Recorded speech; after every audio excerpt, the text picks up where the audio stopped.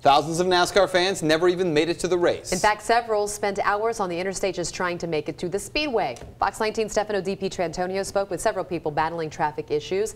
He joins us live from 7175, where many fans spent the Saturday. Right, Steph? That they did, Tricia. Right here at, we're just north of the split of I-71 and I-75. Looked like a giant parking lot on Saturday. So imagine having tickets for the race in your hands since your birthday back in March, but you've waited months and months for the big day. You spent hours getting ready to come to the race. Then you spent hours sitting on the highway and never made it off I-71. I wanted him to. They are the four words Kurt Goldson never thought he'd ever have to acknowledge. Right there, no refunds, no exchanges. It says it right there on his 2 tickets, which, like him and his wife Devin, never made it inside the Kentucky Speedway. After this weekend, very sad, because it was my birthday.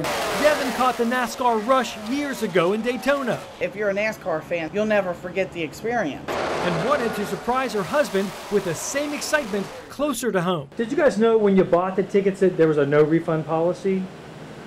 Well, we read the tickets, but we never dreamed anything like this would happen. We couldn't even make it to the parking lot.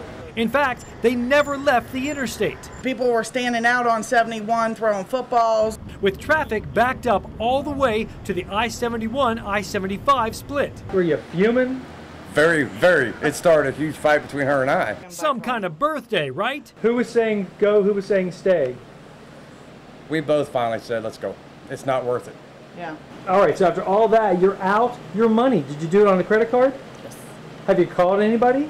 No. Does she think she has any chance of a monetary refund? Remember these 4 words. Yes, it's right there. No refunds or exchanges. I think that Kentucky Speedway needs to reimburse people for this, considering that it was the first event for the NASCAR Sprint Cup. And you can see they've never been used. They were very unorganized.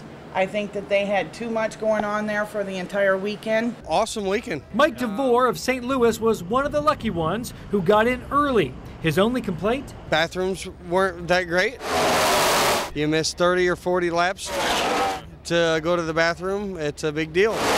Didn't know he was going to sit this long. Mark Waters sat in traffic longer than it took him and his family to get here on the back roads from Lexington. It'd be nice if we had some signs that said we're going to go into some gate or whatever. But you're still out your 250. Well, it's very disappointing. Extremely disappointing.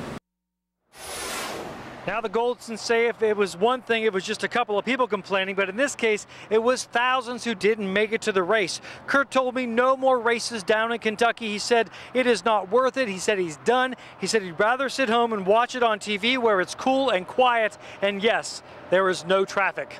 Live here at the Split in Boone County, Stefano DiPietrantonio, Fox 19 News.